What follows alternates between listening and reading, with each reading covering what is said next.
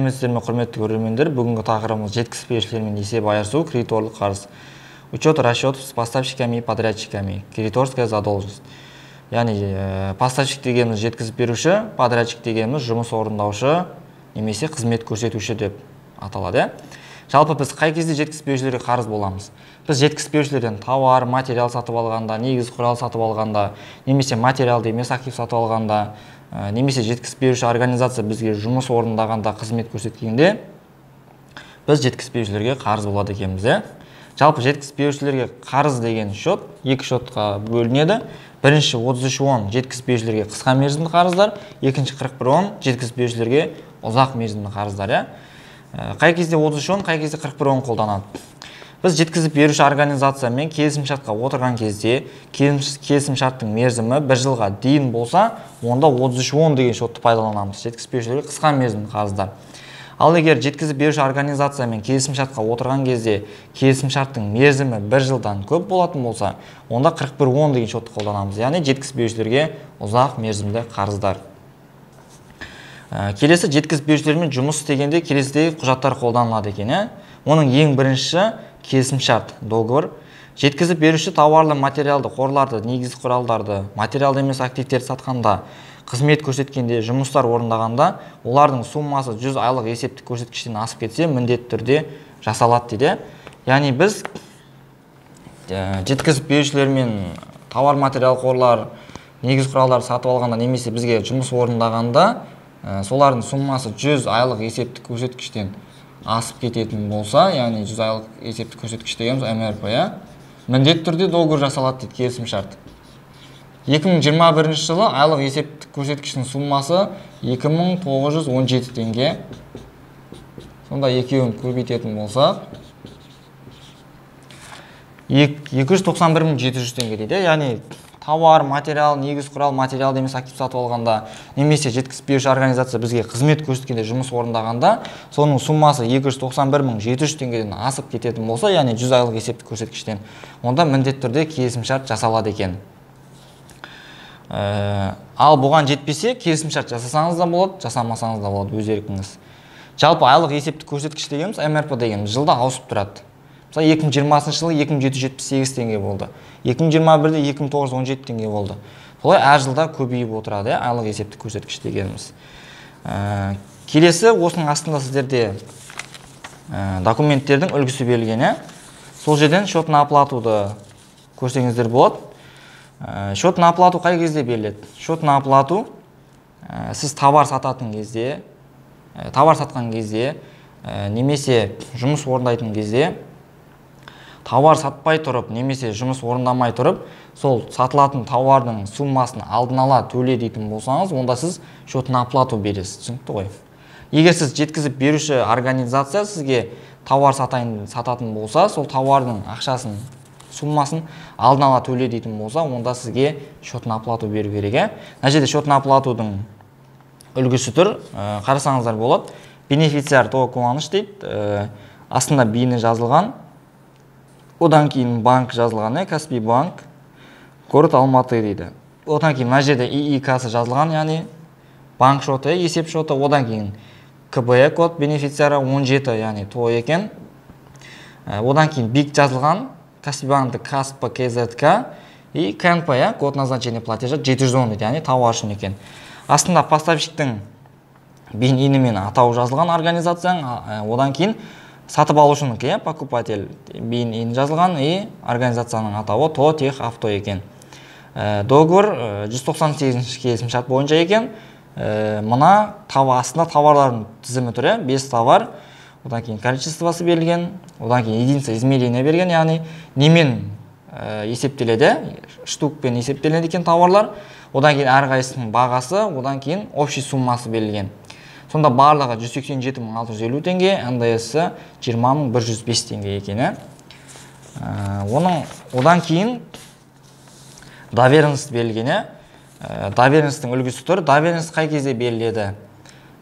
Сіз сатып алған тауарды алып келу үшін доверенность беріледі. Яғни сіз бір организациядан товар сатып алдыңыз, соны алып келу үшін мысалға адам жіберуіңіз мүмкін, немесе өзіңіз баруыңыз мүмкін, иә. Сол кезде доверенность алып аласыз қолыңызға. Егер жаңағыдай доверенностіңіз болмаса, жаңа тауарды сатып алған болсаңыз да, тауарды сатқан организация сізге тауарларын бермейді. Түсінікті ғой, доверенность болмаса бермейді. Доверенностьтің мерзімі 10 күнге дейін жарайды.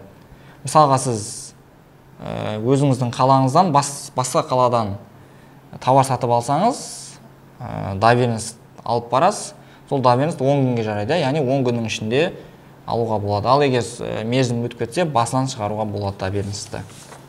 Келесі, бізде акт об оказании услуг берілген. Осыны акт об оказании услуг дейді, немесе акт выполненных работ дейді. Бұл қай кезде беріледі? Қызмет көрсетілгеннен кейін беріледі бұл акт об оказании услуг, немесе акт выполненных работ. Түсінікті ғой. Қызмет көрсеттіңіз ба, артынша сразу акт выполненных работ бересіз.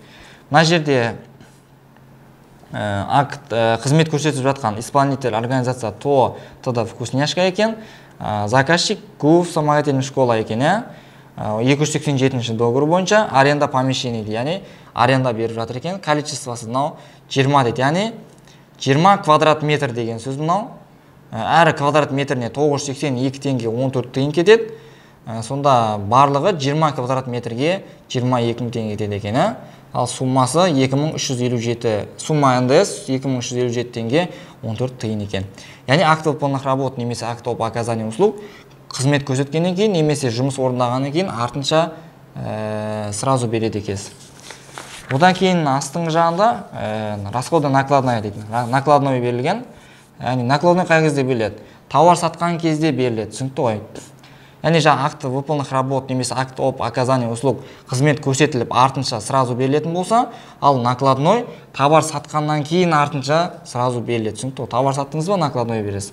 Немесе басқа организация сізге товар сатама, накладной береді. Астында поставщиктің атауы берілген. Бұл жерде ТО ТД Вкусняшка екен, покупатель ГУФ вспомогательная школа. Основание 573 договор бойынша екен, склад, центральный складқа кетіп жатыр. Астында мына товарлар берілген, количествосы берілген, единица измерения упаковкамен екен, әрқайсының цена бағасы и барлық суммасы жазылған екен. Түсінікті ғой.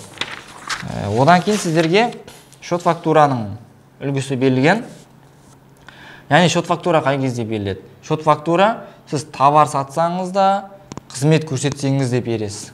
Мысалға жаңа товар сатсаңыз накладной бересіз, қызмет көрсетсеңіз акт выполненных работ немесе акт об оказании услуг бересіз. Ал счет фактураны товар сатсаңыз да, қызмет көрсетсеңіз де, жұмыс орындасаңыз да міндетті түрде бересіз. Түсінікті ғой. 2020 жылдан бастап солай бекітті. Және де қазір счет фактура тек электронды түрде жіберіледі. Түсінікті ғой. Жаңағыдай esf.gov.kz сайтына кіріп счет фактура жібересіз, немесе сізге жіберілген счет фактураны сол жақтан алуыңызға болады. Бірінші ол сайтқа кірмес бұрын өзіңіздің арнайы ключіңіз болады, кілтіңіз, сол арқылы кіресіз. Ол ключті жаңағыдай соннан алсаңыздар болады, немесе egov.kz-тен алсаңыздар болады. Одан кейін жалпы номенклатура деген ұғым бар. Номенклатура деген не? Яғни жаңағы товар, материал болсын, дайын өнім болсын, немесе қызметтер, услугалар болсын, соның барлығын бухгалтерияда бір тілмен номенклатура деп атайды. Түсінікті ғой. Астында сіздерде шаруашылық операциясы берілген, соны бір-бір талқылап өтейік. Оның ең бірінші жеткізіп берушіден товар сатып алынды дейді. Яғни товар сатып алынып, біздің товарымыз көбейіп жатыр. Дебетте 13-30 товар көбейіп жатыр. Кредитте жеткізіп беруші қарызымыз көбейіп жатыр. 33-10-ды алсаңыздар болады, немесе 41-10-ды алсаңыздар болады. Екінші, жеткізіп берушіден материал сатып алынды дейді. 13-10 материал көбейіп жатыр. 13-50 дегеніміз прочие запасыға кетеді. Яғни 13-10 дегеніміз былай түсінсек болады. 13-10 дегеніміз крупный материалдар болса, 13-50 дегеніміз майда шүйде материалдар. Яғни оған жаңағындай еден сүртетін, пол жуу тряпкасы кетеді, немесе соған кететін арнайы жаңағындай қоспалар кетеді. Жаңағындай әртүрлі полды тазартатын, еден тазартатын қоспалар бар ғой. Солар кіре береді. 13-50, яғни майда шүйде материалға жатады. Жаңағындай хлор сияқты. Ал кредитіне жеткізіп беруші қарызымыз көбейіп жатыр. 33-10 немесе 41-10. Келесі жеткізіп берушіден негізгі құрал сатып алынды дейді. 24-10 негізгі құралымыз көбейіп жатыр. Кредитте жеткізіп берушіге қарызымыз көбейіп жатыр. 33-10, 41-10. Келесі жеткізіп берушіден материалды емес актив сатып алынды дейді. Яғни материалды емес активіміз көбейіп жатыр. 27-30 кредитте жеткізіп берушіге қарызымыз көбейіп жатыр. 33-10 немесе 41-10. Келесі енді бізде көрсетілген қызметтер мен орындалған жұмыстарға байланысты шаруашылық операциясы. Келесі әкімшілік шығындарға жабылды дейді. Яғни бір шығын көбейіп жатыр. Ол шығын әкімшілік шығынға жабылған екен. Сондықтан 72-10 шығын көбейіп жатыр, әкімшілік шығын көбейіп жатыр. Административный расходы соған байланысты кредитінде жеткізіп беруші қарызымыз көбейіп жатыр. 33-10 немесе 41-10. Одан кейін тауарларды сатуға, жұмыстарды көрсетілген қызметтерді жүзеге асыруға кеткен шығындарға жабылды. 71-10 дейді. Көбіне өткенде айтқанда 71-10 дүкенге кеткен шығындарға жабылады. Яғни дүкен тауар сатумен айналысады. Сондықтан тауар сатуға байланысты шығындарға жабылады. Кредитінде 33-10 немесе 41-10 жеткізіп берушіге қарызымыз көбейіп жатыр. Одан кейін өндірістік шығындарға жабылды дейді. 81-10, 82-10, 83-10 дейді. Яғни 81-10 дегеніміз негізгі өндіріске кеткен шығындар. Түсінікті ғой. 82-10 дегеніміз производство полуфабриката, яғни полуфабрикат өндірісіне кеткен шығындар. 82-10 дегеніміз. 83-10 дегеніміз көмекші өндіріс, яғни вспомогательное производство. Түсінікті ғой. Жалпы бұл үшеуін қалай ажыратсақ болады? Негізгі өндіріс, немесе полуфабрикат өндірісі, немесе көмекші өндірісі. 81-10 негізгі өндіріс, яғни өнім өндіріп жатқан организацияның шығынына кетеді. Мысалға бір шкаф жасап шығаратын болсаңыз, сол шкаф жасайтын өндіріске кеткен шығындардың барлығы негізгі өндіріске жабылады. Яғни шкафқа жасап жатқан арнайы жаңағыдай препараттар болсын, басқа да нелер болсын, солар мысалға электроэнергия пайдаланады оған. Электроэнергия кететін болса, ол шығын мысалға негізгі өндіріске жабылады. Ал производство полуфабриката деген, мысалға біз шкаф жасайтын болсақ, ол шкаф жасауға қандай материалдар қажет? Жаңағыдай ДВП болсын, мысалы ДСП болсын, сол ДВП, ДСП-ға шығаратын организациялар, олар полуфабрикат өндірісі деп аталады. Яғни соларға кеткен шығындар осы 82-10-ға жабылады, производство полуфабриката. Ал көмекші өндіріс дегеніміз, ол ешқандай өнім өндіруге атсалыспайды, жай ғана көмектеседі. Яғни мысалға негізгі өндірістің жаңағыдай еден сүртетін, еден сүртуге кеткен шығындар болуы мүмкін. Яғни еден сүртуші техничканың еңбек ақысы мысалға шығын, еңбек ақы жалпы шығын кәсіпорынға. Соған кеткен еңбек ақы болуы мүмкін, ол да шығынға жатады. Немесе басқа да көмекші өндіріске кеткеннің барлығы ол 83-10 деген шотқа жабылады. Келесі құрылысқа жабылды дейді, 29-30 дейді. 29-30 деген незавершенное строительство дейді. Яғни бір жерде бір здание салынып жататын болса, сол здание әлі бітпеуі мүмкін, әлі салынып бітпеуі мүмкін.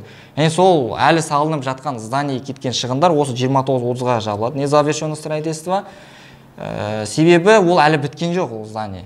Кейін ол здание біткеннен кейін оны өзімізге негізгі құрал ретінде кіргізіп аламыз. Содан кейін ол қандай өндіріспен айналысады, немесе қандай организация, соған байланысты шығындарға кете береді. Және де кредитіне 33-10, 41-10 жеткізіп берушіге қарызымыз көбейіп жатыр. Одан кейін жеткізіп берушінің қосымша құн салығы есепке алынды дейді. НДС есепке алынып жатыр екен. Дебетте 14-21, кредитте сол НДС бойынша қарыз жеткізіп берушіге 33-10, 41-10. Жетінші, жеткізіп берушінің кредиторлық қарызы банк шотынан төленді дейді. Яғни жеткізіп берушіге банк шотынан төлегендіктен банк шотында ақша жатымыз азайып жатыр. Кредитте 10-30, жеткізіп берушіге қарызымыз төлегендіктен жеткізіп берушіге қарызымыз азайып жатыр. Дебетте 33-10, 41-10. Келесі, жеткізіп берушінің кредиторлық қарызы кассадан төленді дейді. Бұл жерде жеткізіп берушіге төлегендіктен жеткізіп берушіге қарызымыз азайып жатыр. Дебетінде 33-10 немесе 41-10. Кассадан төлегендіктен кредитте кассада ақша қаражаты азайып жатыр. Келесі бетте сіздерге самостоятельная работа берілген өзіндік жұмысы. Осының бір екі тапсырмасын бірге орындап көрейік. Қалған өздеріңіз үйде самостоятельно орындайтын боласыздар. Бір екеуін сізге көрсетіп жіберейін сіздерге. Қалғанын үйде орындайтын боласыздар.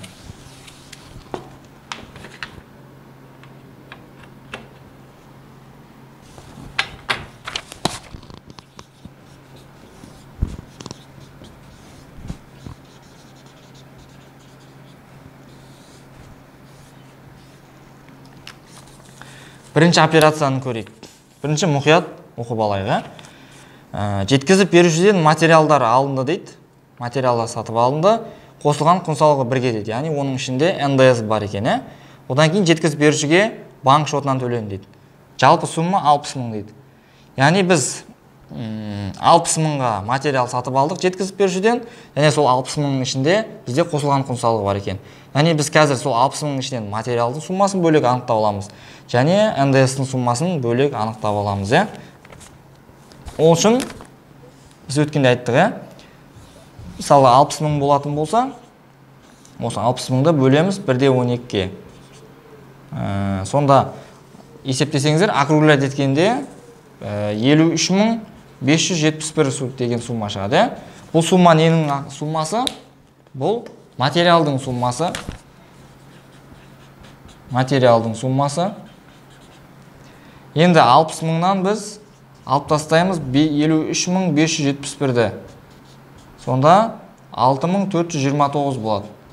Бұл қосылған құн салығы, яғни НДС-тің суммасы екен. Біз қазір 60 мыңның ішінен материалдың суммасын бөлек анықтап алдық, және НДС-тің суммасын бөлек анықтап алдық. Яғни жеткізіп берушіден материал сатып алынды, материалымыз көбейіп жатыр 13.10, кредитте жеткізіп беруші қарызымыз көбейіп жатыр 33.10 деген шотты ала берейік. Егер бір жылға дейін болса 33.10 болады, бір жылдан көп болса 41.10 болады. Біз 33.10 ала берейік. Материалдың суммасы неше? 53.571. НДС бар дейді, 14.21 дебетте НДС-ке жабылып жатыр, кредитте 33.10, жеткізіп берушіге қарыз көбейіп жатыр, НДС-тің суммасы 6429. Одан кейін жеткізіп берушіге банк шотынан төленді дейді, яғни банк шотында ақша қаражаты азайып жатыр, жеткізіп берушіге қарыз азайып жатыр, 60 мың. Түсінікті ғой, бірінші тапсырма осылай болады, жазып алсаңыздар болады. Келесі, екі емес, үшіншісін бірге орындайық. Сәл қиындау сияқты. Қалғандарын үйде өздеріңіз самостоятельно орындайсыздар. Бірінші оқып мұқият түсініп алайық. Жеткізіп беруші дейді, ғимаратты жалға берушінің ғимаратын кәсіпорынның әкімшілігіне жалға алған үшін берілген шот фактурасы есепке алынды дейді. Оның ішінде қосылған құн салығы бірге дейді. НДС жеткізіп берушіге банк шотынан төленді дейді. Яғни бұл жерде бізге жеткізіп беруші бізге өзінің ғимаратын біздің кәсіпорынның әкімшілігіне жалға беріп жатыр, яғни арендаға беріп жатыр екен. Арендаға беріп 20 мыңға арендаға беріп жатыр екен, және де 20 мыңның ішінде НДС бар екен. Кейін сол 20 мыңды біз жеткізіп берушіге банк шотынан төлеген екенбіз. Яғни қазір біз НДС бар болғандықтан біз 20 мыңды бөлеміз 1/12-ке. Сонда неше болады? 17.857 болады. Округлять еткенде бұл ненің суммасы? 17.857 дегеніміз бізге жеткізіп беруші қызмет көрсетті. Қызмет көрсеткендіктен ол шығын болады. Түсінікті ғой. Мынау 17.857 дегеніміз, яғни бұл шығын, расход. Және де 20 мыңнан алып тастаймыз 17.857-ні. Сонда неше болады? 2143. Бұл НДС-тің суммасы. НДС-тің суммасы. Яғни бізде шығын көбейіп жатыр. Біз енді бұлай болады. Бізге қызмет көрсетсе, немесе жұмыс орындаса, оның барлығы шығын болады. Осыны есте сақталайық. Шығын екенін анықтадық. Шығын екенін анықтағандықтан, ол шығынды біз қандай шығынға жібереміз, соны анықтау керек. Оны анықтау үшін біз организация қараймыз. Бұл жерде бұл ғимаратты кәсіпорынның әкімшілігіне беріп жатыр екен, жалға беріп жатыр екен. Сондықтан бұл әкімшілік шығындарға жабылады. Түсінікті ғой. Шығын көбейіп жатыр, әкімшілік шығын көбейіп жатыр. Және жеткізіп берушіге аренда бойынша қарыз көбейіп жатыр. Мынаны еске алайық. Жеткізіп берушіге бізге аренда көрсететін болса, жеткізіп беруші қарызымызды біз 33.60 деген шотқа жабамыз. Жеткізіп берушіге аренда бойынша қарыз деген шот. Түсінікті ғой. тек осы арендаға байланысты, яғни жалға беруге байланысты ғана шот болады, операция болатын болса, оның барлығын 33-60-қа жабамыз. Ал қалған тауар сатып алу, немесе материал болсын, негізгі құрал болсын сатып алу, немесе басқа да қызметтің барлығы 33-10 деген шотқа жабылады. Тек қана аренда бойынша қарыз болатын болса, ол 33-60-қа жабылады. Түсінікті ғой, соны еске сақтап алыңыздар. Шығынымыз 17.857. Одан кейін НДС бар дейді, 14.21. Жалға берушіге қарыз аренда бойынша, НДС бойынша, оның суммасы 2143. Одан кейін жеткізіп берушіге банк шотынан төленді. Яғни жеткізіп берушіге аренда бойынша қарызымыз азайып жатыр.